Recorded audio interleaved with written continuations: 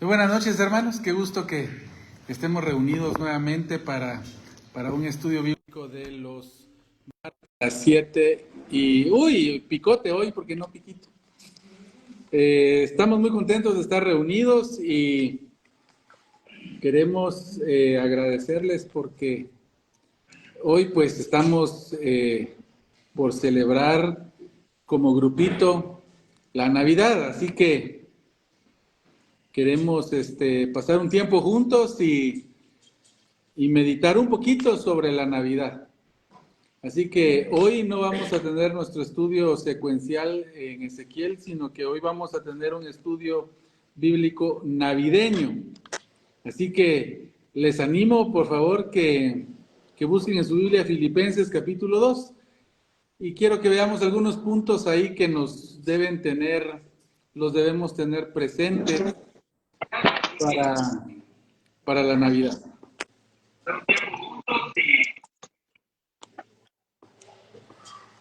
Yo creo que cometí un error acá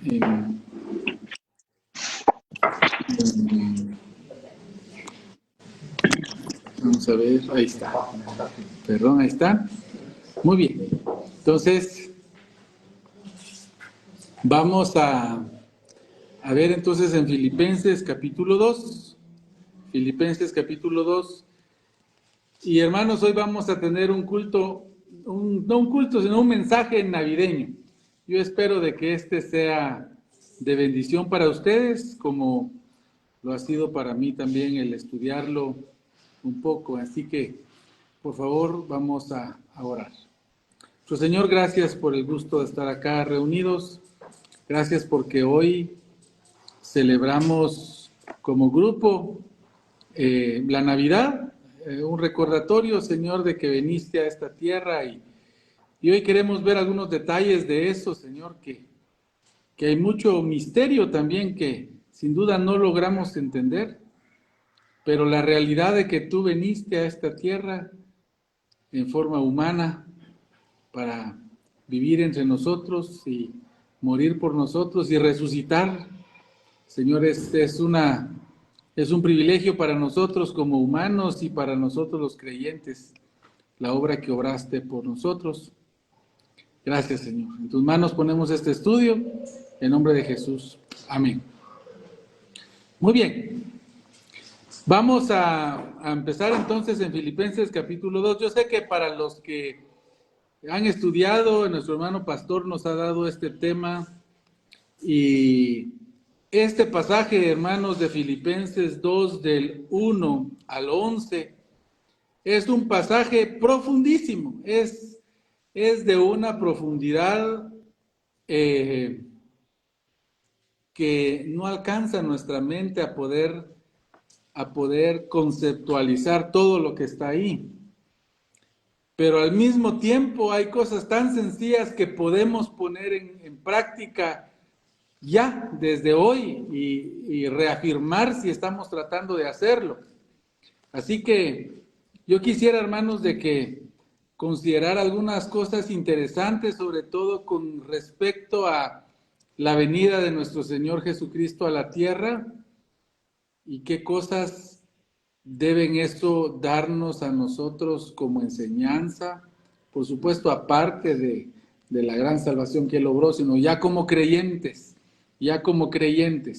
Para el no creyente, hermanos, número uno, pues es creer en Él. Pero para nosotros que ya somos creyentes, ¿qué mensaje nos da el que el Señor haya venido? ¿Qué mensaje nos da? Adelante, Fernanda, qué alegre que ya estás acá. Por ahí hay lugares, sino también acá. Bienvenida. Entonces, ¿qué mensaje nos da la venida del Señor Jesucristo a la tierra? Filipenses capítulo 2.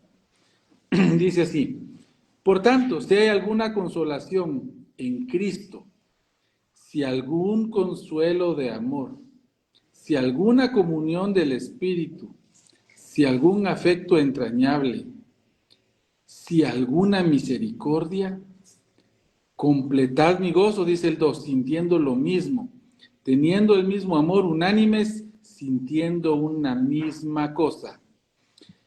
El apóstol Pablo acaba, hermanos, en el capítulo anterior a hablarnos de bastantes de las cosas que le han sucedido y que a la luz de cualquier persona muchos podrían decir, ¡ala! Tanto sufrimiento, tanto conflicto, tanto dolor, tanta pena. Pero Pablo, a pesar de todo eso, decía, realmente todo ha redundado para el progreso del Evangelio. Y él estaba gozoso de que todas las vicisitudes, todo el dolor, todas las penas que ha pasado, realmente él podía decir, esto ha sido para el progreso del Evangelio. Incluso sus prisiones, el estar él prisionero, él lo había aprovechado para poder hablar de Cristo, escribir cartas. Hermanos, desde ahí hay una gran enseñanza para nosotros, porque él pasando todas estas penas, lo que se daba cuenta es, pero Dios ha usado todo esto para que más personas sepan de Él y más personas crean en Jesús. Más personas. Por eso dice, por tanto, si hay alguna consolación en Cristo. Primero, hermanos, esta es una pregunta que se responde ahí. Si hay alguna consolación, en primer lugar debe ser en Cristo. A veces nosotros queremos encontrar consuelo en muchas cosas. Adelante, hijito, siéntate. Quisiéramos oír a un amigo, a alguna amiga, algún familiar que nos consuele. Y de hecho, pueda que el Señor use a una persona así para consolarlos. Pero aún en la ausencia de personas, hermanos, o de cosas que puedan traernos consuelo, nuestro principal consuelo debe estar en Cristo. Primero, tener a consideración de que si algo he hecho o algo estoy sufriendo, supónganse, hermanos, que es un castigo, una corrección del Señor. ¿Qué consuelo puede haber al saber de que viene de Cristo? Que tenemos un Padre amoroso. El primer consuelo. Si ustedes pueden ver, no, el Señor no está corrigiéndome de algo, hermanos, sin duda entonces el Señor está permitiendo sufrimiento al estilo del apóstol Pablo que le permita de esa manera dar más testimonio. Tanto que hablar, pero dice si algún consuelo de amor, si alguna comunión del Espíritu. Amor y comunión, hermanos, son elementos que deberíamos nosotros tener siempre presentes cuando estamos pasando problemas, vicisitudes o estamos pasando pruebas. Y dice, y si algún afecto entrañable, si alguna misericordia. Si hay de todo esto, hermanos, en Cristo Jesús, dice el 2, completad mi gozo. Ahora, Pablo aquí está asumiendo dos cosas que yo quiero que vean. Primero, él tiene todo lo anterior porque él está enfocado en Cristo. Pero hay algo que pareciera que pudiera permitirle al apóstol Pablo tener un gozo completo. O sea, que Cristo no es suficiente. No está diciendo eso. Está diciendo de que hay algo más que podría darle un extra valor a todo esto que él siente, al amor entrañable, al Espíritu, y que nos invita a nosotros a tenerlo. Dice, completad mi gozo sintiendo lo mismo. Dice el apóstol Pablo, yo estaría más que completo viéndolos a ustedes vivir de esta manera. Viéndolos a ustedes. Miren, hermanos, a mí me entristece y a veces también me sorprende. Y a veces me sorprende de mí mismo, que a veces nos enfocamos solo en nosotros. Y a veces si un hermano está frío, un hermano ya no está yendo a la iglesia, un hermano no viene a los estudios o tal vez está abiertamente en alguna situación pecaminosa. A veces todos decimos, bueno, allá él. Dice acá, completad mi gozo sintiendo lo mismo, teniendo el mismo amor unánime, sintiendo una misma cosa. Y aquí el apóstol Pablo está diciendo lo mismo, dice, completad mi gozo sintiendo lo mismo. O sea, tengan el mismo sentimiento. Dice, teniendo el mismo amor, unánimes, sintiendo una misma cosa. Y miren, hermanos, si notamos esas palabras, es un poco difícil porque no amamos todos de la misma manera, ni amamos las mismas cosas. Somos diferentes. ¿Cómo podemos estar unánimes aquí? Bueno, entendamos bien, dice, completad mi gozo sintiendo lo mismo, teniendo el mismo amor. Ahora, aquí para entender de qué está hablando, no está hablando que nosotros tengamos la misma cantidad de amor, sino que tengamos el mismo objeto de amor, que es nuestro Señor. Esa es la diferencia. Y hermanos, eso hace la total diferencia. Eso hace la total diferencia.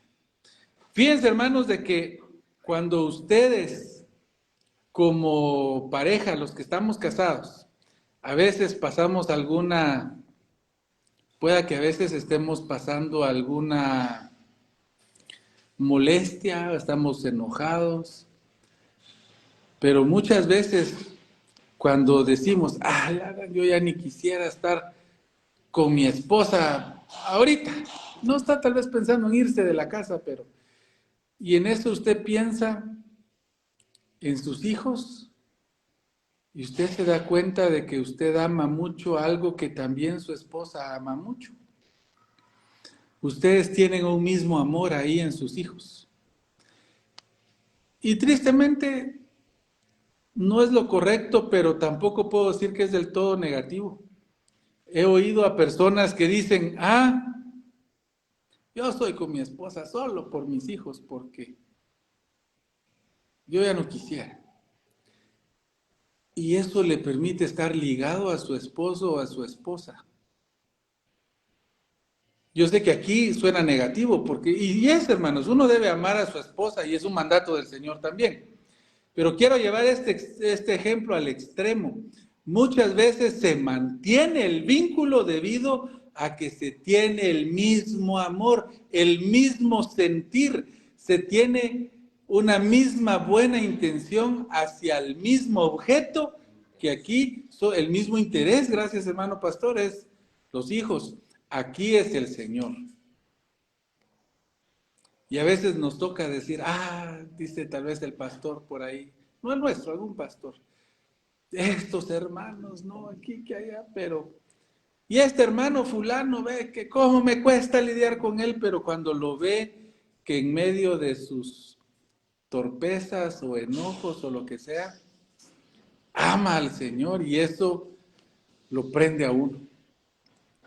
Pero aman al Señor. Debemos, hermanos, tener el mismo objeto, sintiendo una misma cosa. Y aquí es hacia la misma persona. El amor es diferente, hermanos, no podemos, la cantidad de amor es diferente. Eso no se puede negar. Hay quienes aman más al Señor que yo. Y tal vez hay quienes lo amen menos que yo. No lo podemos saber, esto lo sabe Dios nada más. Pero así es. No puedo decir yo que yo amo al Señor de la misma manera que el apóstol Pablo. No puedo ni siquiera compararlo. Sin embargo, amamos a la misma persona. Y eso nos hace hermanos y nos hace estar unidos. Debemos entender eso. Dice el 3. Nada hagáis por contienda o por vanagloria. Antes bien con humildad, estimando cada uno a los demás como superiores a él mismo. Nada hagáis por contienda o por vanagloria. Y aquí está hablándole a creyentes, hermano. Aquí está hablándole a creyentes. Y dice, hermanos, no hagan las cosas peleando, para pelear, para crear división, pelea o molestia. Tampoco que sea para lucirse, para que digan que usted es muy bueno, para que todos lo feliciten. No debemos hacer las cosas ni para pelear, ni por pelear. Tampoco, hermanos, debemos hacerlo para tener gloria. Antes bien, con humildad. El Señor quiere que nosotros lo que hagamos, dice el apóstol Pablo, sea humildemente. Y aquí, hermanos, la palabra humilde no se refiere a con pobreza. Nosotros tenemos la tendencia a llamar humilde a alguien pobre y eso es falso. Hay pobres que son orgullosísimos. Hay pobres que son orgullosos. Y hay millonarios, hermanos. Hay gente de dinero que son humildes. Aquí no se refiere a pobreza, no se refiere. A veces usamos esa palabra así indistintamente. Ay, perdonen, es que la persona es humilde. ¿Nos referimos a que es de escasos recursos? Bueno, pueda que también sea humilde, pero no son sinónimas estas palabras, hermanos, no lo son. Aquí cuando dice de que seamos humildes o que hagamos las cosas con humildad, se refiere a que le hagamos con pobreza de espíritu. En otras palabras, sintiéndonos con el privilegio de hacer algo para Dios. No al revés, no para que digan, ala.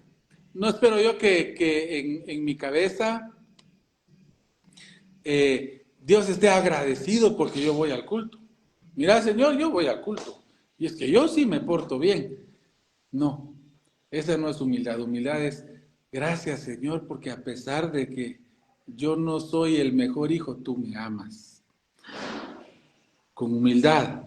Estimando cada uno a los demás como superiores a él mismo. Miren, y esta palabra es dura, hermanos, porque dice el apóstol que tomemos a los demás como superiores a uno mismo. Como superiores. Ahora, aquí, hermanos, el apóstol Pablo no está dando lecciones de psicología en la que yo deba tener un complejo de inferioridad o un complejo de superioridad que me debo quitar. No, aquí se refiere el de darle más honor. Hijito, ¿podrías pedirle a los señores que le bajen volumen a su radio? Gracias. Que consideremos a las demás personas como con el mismo honor o mayor honor que yo me quisiera dar a mí, con mayor honor, considerándolas que son personas que también merecen que yo les ponga toda mi atención. No tanto que yo le diga a los demás, miren, yo soy inferior a usted. No es eso. El sentido es que yo los considere de un mayor honor al que yo tengo. Mayor honor. No mirando cada uno por lo suyo propio, sino cada cual también por el de los otros. Y también esto hay que entenderlo, porque el Señor dice que no mirando cada uno por lo suyo propio, sino cada cual también por lo de los otros.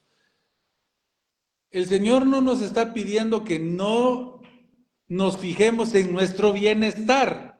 Él dice, no solo penses en tu bienestar, sino también por el de los demás. O sea, el Señor no está en contra, hermanos, de que busquemos estar bien.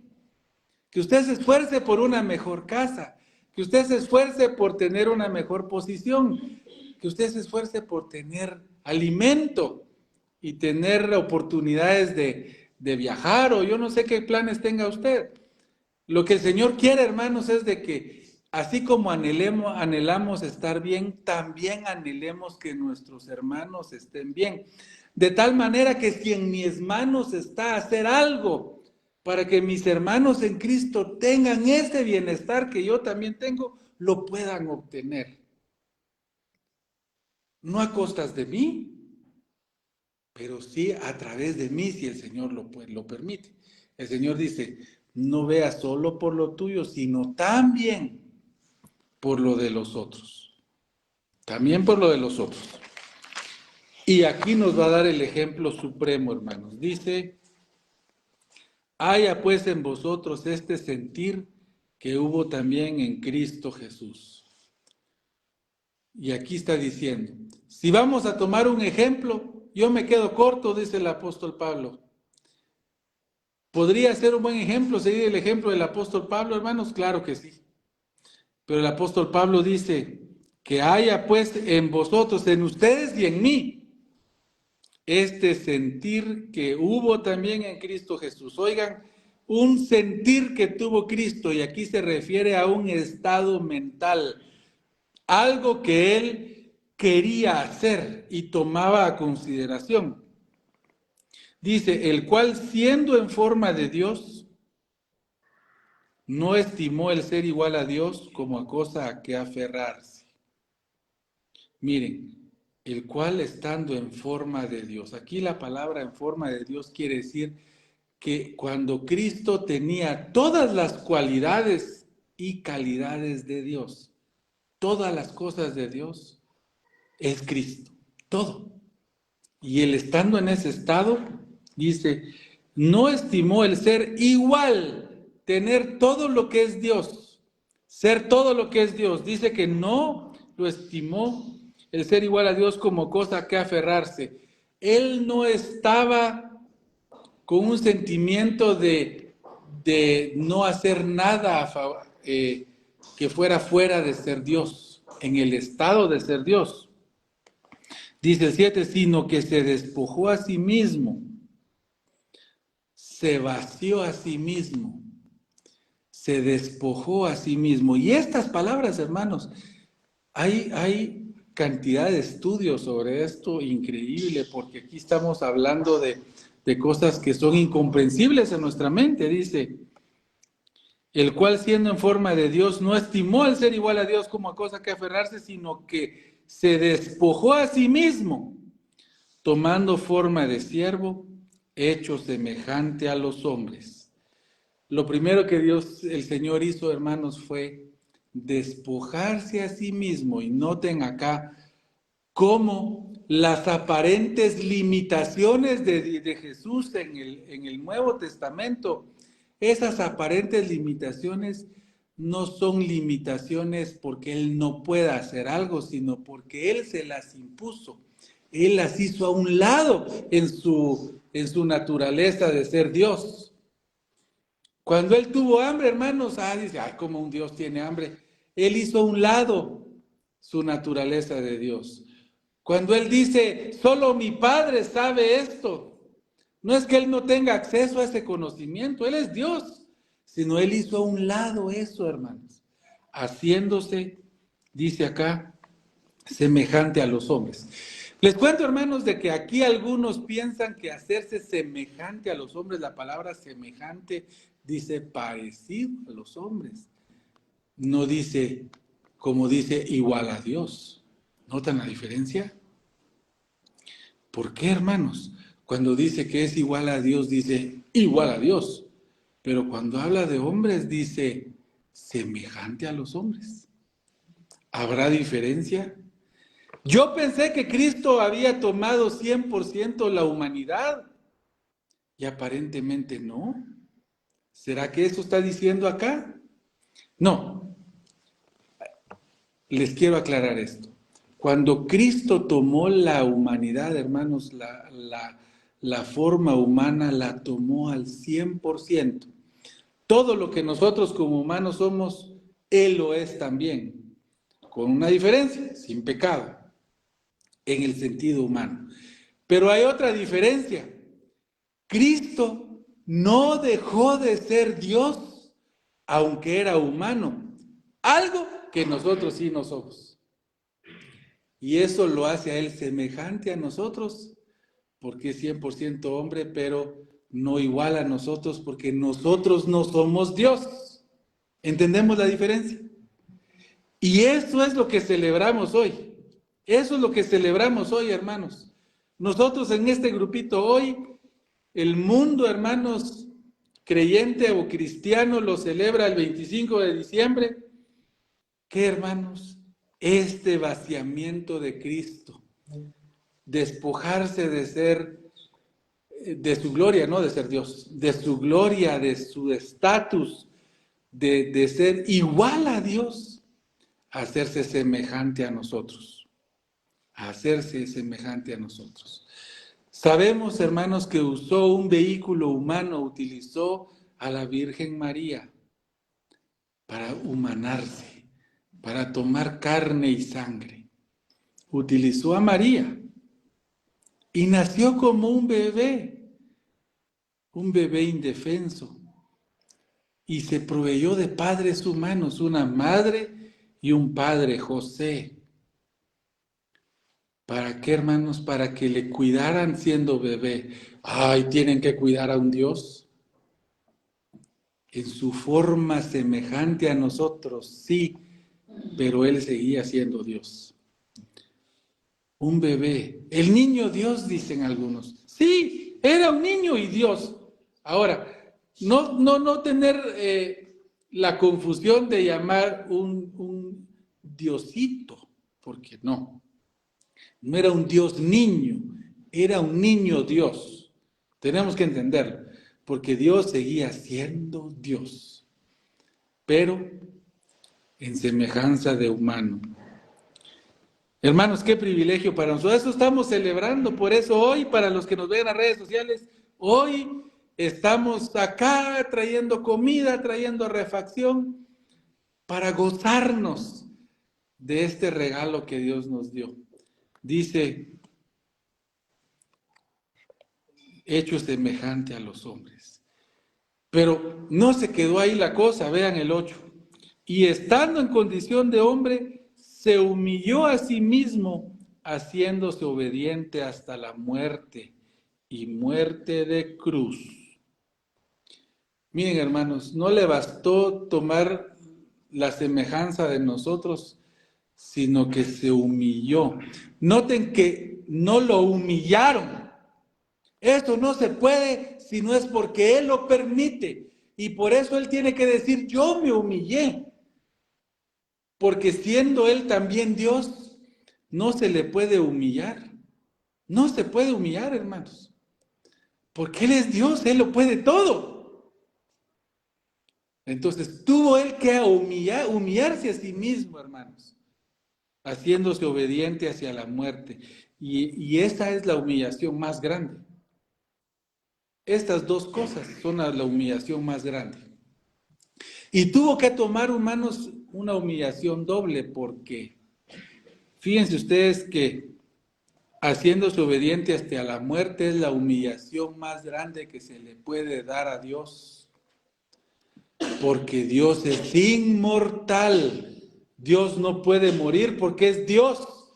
Él se despojó y se permitió morir, hermanos, y eso fue una gran humillación, al punto de que los que no creen en la deidad de Cristo se agarran de una de estas cosas diciendo, pero murió.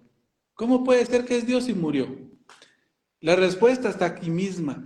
Él lo hizo, Él se lo hizo a sí mismo, Él se permitió esa separación de su cuerpo y de su espíritu. Hermanos, Él lo tuvo que hacer. Y seguir existiendo durante la muerte. Pero esa es una humillación a la parte divina de Cristo, al ser Dios. Ahora la segunda humillación, que es, dice, muerte de cruz, esa es la humillación a la humanidad de Cristo. Porque miren, hermanos, qué humillante es para alguien decir que murió un humano. Nada. Diríamos, pobre, ¿va? Y si era ya un ancianito, ya hasta damos gracias, ya estaba sufriendo mucho, tal vez estaba con enfermedades. ¿Qué dice uno? Pues ya está descansando, ya le tocaba. Nadie se sorprende, pero que muera Dios, eso es humillante para Dios. Para un humano no es humillante morir. Es más, ya está muerto, ni oye. Pero para los familiares, digamos, nadie se avergüenza. Ah, fíjate que mi abuelita ya murió. Ah, que lo siento, vos todavía. Algunos todavía lloramos la muerte de nuestros abuelos, aunque ya pasaron años. Pero no de humillación, sino de tristeza, de nostalgia. Morir es humillante para Dios. Ahora, la muerte, hermanos, de cruz, ¿cómo murió? Eso sí es humillante. No solo a Dios, sino al humano, a esa semejanza de hombre. Porque sí es muy diferente, hermanos, que usted diga, viera que mi tío murió. Ah, contame de qué murió tu tío. Ah, bueno, te voy a contar. Murió fusilado en el paredón porque la ley dictaminó que era un gran criminal y lo tuvieron que balear.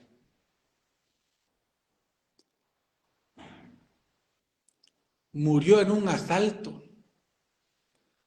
¿Cómo murió? Murió por culpa de su imprudencia. Fíjate que se puso ahí a hacer malabares ahí en una pared y se cayó. Y se murió. Qué humillante, qué tontería, ¿cómo hace eso? Se mató a sí mismo. Ya no aguantaba la vida. Qué egoísmo.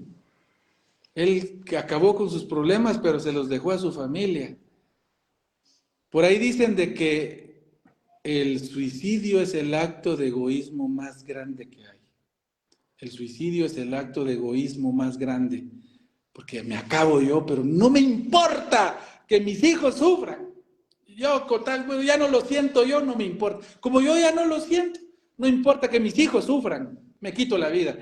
El suicidio es el acto, hermanos, de egoísmo más grande que pueda haber. Porque yo me quito el dolor, tal vez es cierto, humano y físico, pero ¿y mis hijos? ¿Y la familia que me quiere? ¿O las deudas que dejo? ¿O qué cosas? Cuando es suicidio de esta manera. Ahora, aquí Cristo no está cometiendo suicidio, hermanos. Él se permitió, se despojó morir en favor de nosotros. Y eso es totalmente diferente. Pero Él murió entre ladrones, murió en medio de delincuentes. La peor muerte de ese entonces para el peor de los delincuentes era la cruz. Por eso dice, y muerte de cruz. No cualquier muerte. Si morir era el asunto, Dios pudo haber dicho, bueno, que me dé una neumonía y me muero en la casa. No, murió como delincuente. ¿Por qué, hermanos? Porque recibió nuestro pecado. Dice el 9, por lo cual Dios también le exaltó hasta lo sumo y le dio un nombre que es sobre todo nombre. Para que en el nombre de Jesús se doble toda rodilla de los que están en los cielos y en la tierra y debajo de la tierra, y toda lengua confiese que Jesucristo es el Señor, para gloria de Dios Padre. Miren, hermanos,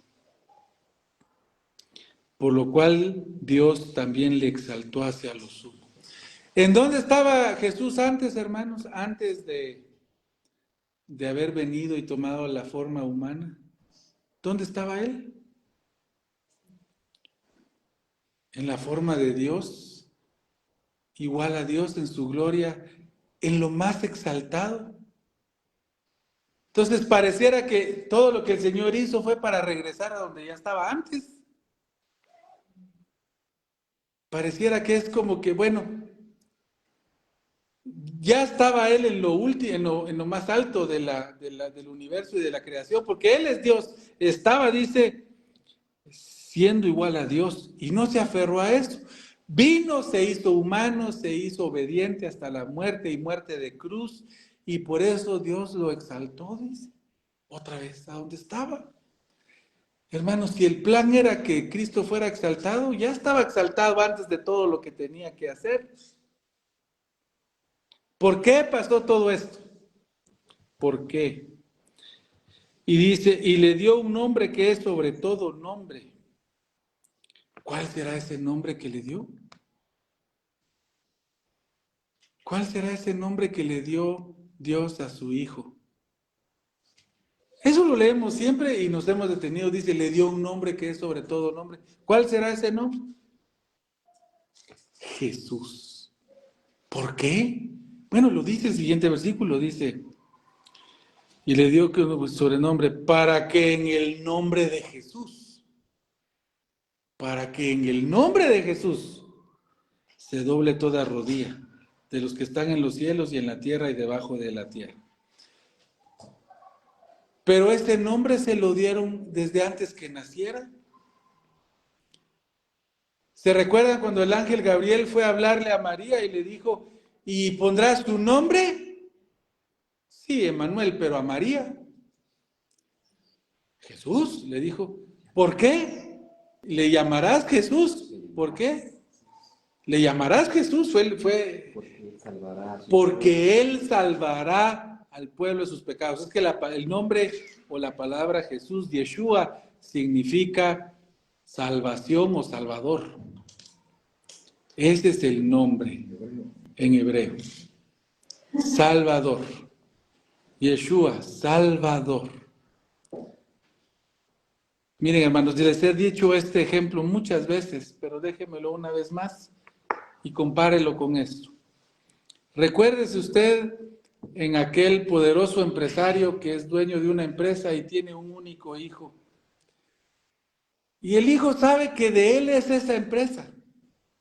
Y sabe, hermanos, de que esa empresa, incluso el padre ya la tiene a su nombre porque es de él. Sin embargo, este hijo le dice a su padre, yo sé, padre mío, que todo lo tuyo es mío, pero yo quiero ganarme esta empresa, pero es tuya, pero yo quiero honrarte en esta empresa. Así que este hijo, siendo dueño, el dueño, toda esta empresa va a ser de él, es de él ya. Decide despojarse del título de ser hijo del dueño y viene a que lo contraten y empieza en lo más bajo. Empieza como conserje, empieza limpiando, luego como contador, luego como uno de los vendedores, luego una administración de un departamento, luego llegó a ser el gerente general. Y cuando el padre anuncia que él ya se va a retirar y que su hijo va a tomar posición de la empresa, todos en la empresa saben quién es el hijo. Y resulta que este hijo, mientras era trabajador, era el que llegaba más temprano, era el que se iba de último, era el que más cuentas entregaba, era el que no se iba hasta que no entregaba hasta el último centavo de las cuentas. Y la gente le decía al hijo, bueno hijo, bueno, tú eres el hijo, ¿qué hace? ¿Qué pena hay que te falte un centavo? Es que esta empresa es de mi padre y yo voy a cumplir tal y como él quiere que se le entreguen las cuentas en esta empresa. ¿Qué dicen los que están ahí con él? Los trabajadores dicen, si hasta el hijo respeta así a su padre, ¿qué es hijo? ¿Cómo no lo voy a hacer yo? ¿Cómo no lo voy a hacer yo? Si hasta este hijo viene temprano siendo el dueño. Si este hijo viene temprano como que si fuera el dueño. Miren, hermanos, si el hijo es así, ¿cómo no lo va a hacer usted que es un trabajador? En este ejemplo. Por eso, hermanos, yo quiero que ustedes se den cuenta de que todo esto, de que estaba en la cima de todo, viene a ser como nosotros y Dios lo vuelve a poner ahí, solo que con un nombre nuevo. Salvador. Salvador. ¿Y para qué dice? Y toda lengua confiese que Jesucristo es el Señor para gloria de Dios Padre. Esa es la gloria de Dios Padre. Si el Hijo quiere la gloria de Dios, hermanos, ¿cómo no la voy a querer yo? Hay unas preguntas que aquí vienen al respecto ahora. Si lo vemos al revés de cómo empezó el capítulo, dice, pensando de antes, dice, por tanto, si hay alguna consolación en Cristo, si algún consuelo de amor, si alguna comunión del Espíritu, si algún afecto entrañable, si alguna misericordia, completad mi gozo sintiendo lo mismo, teniendo el mismo amor, unánimes, sintiendo una misma cosa. Y ahora que usted lee eso, piensa en todo cómo lo hizo el Señor. ¿Cómo lo hizo el Señor? Se despojó a sí mismo. ¿Cómo nos cuesta a nosotros despojarnos de las cosas que tenemos, de la posición que tenemos, de nuestro orgullo, de la vanagloria? Queremos que nos aplaudan. Queremos ser los importantes. Lo importante, hermanos, es que lleve la gloria a nuestro Dios. Amén. Yo espero que esto nos motive. A mí me motiva cada vez que lo pienso en todo lo que el Señor hizo, en que no era necesario que Él sufriera todo eso, pero Él quiso hacerlo por nosotros. Él quiso hacerlo, hermanos. Mi invitación para aquellos que están aquí y no son creyentes: Cristo vino para que usted pueda ser salvo. Él vino para morir en la cruz, para que si usted cree en Él, tenga vida eterna. Ese es el mensaje de la Navidad, que Él vino a este mundo, vino a morir y resucitó, para que todo aquel que en Él cree no se pierda, mas tenga vida eterna. Y si usted es creyente, anímese con estas palabras, anímese tratando de servir a los demás, tratando de amar a los demás, y usted ama a los demás amando en primer lugar a Cristo. Espero que este mensaje navideño, porque recuerda el nacimiento de Cristo, quede en sus corazones, y esperamos que el Señor les bendiga en estas fiestas navideñas. También quisiera que el Señor les bendiga en el próximo año 2026, que el Señor derrame bendiciones sobre cada uno de ustedes y sobre los que estamos acá presentes. Ya no vamos a tener estudios el resto del año hasta el 6 de enero. 6 de enero, nos vemos el 6 de enero. No tenemos estudio el próximo 23. Estuve sondeando por ahí, parece que la mayoría van a estar ocupados ya en las actividades familiares. Las siguientes 30 y yo no voy a estar de visita con mis suegros. Así que esperamos en el Señor que nos podamos ver hasta el próximo año, 6 de enero. Que el Señor les bendiga y esperamos vernos ahí. Muy buenas noches.